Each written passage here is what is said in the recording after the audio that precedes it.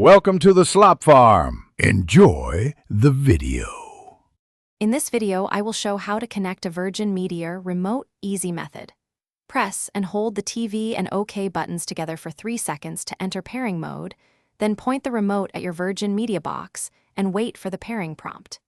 Use the on-screen choices to confirm connection, test volume and guide functions, and retry if the box does not respond immediately.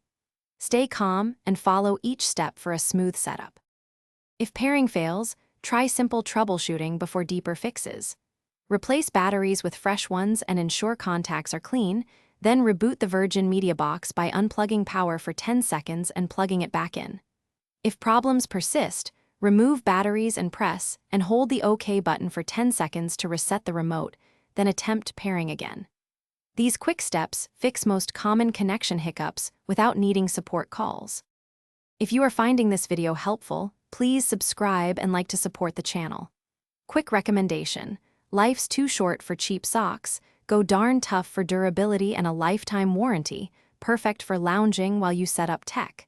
Pick a comfy pair to make pairing sessions cozier and check the description for the link and other deals. Thanks for watching. Now let's get back to the video. If the standard pairing route does not work, consider alternate methods that can save time.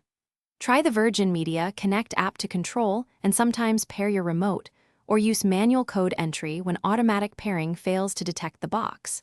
If the remote still cannot control the device, inspect the box for hardware faults and contact Virgin Media support for guided assistance or replacements.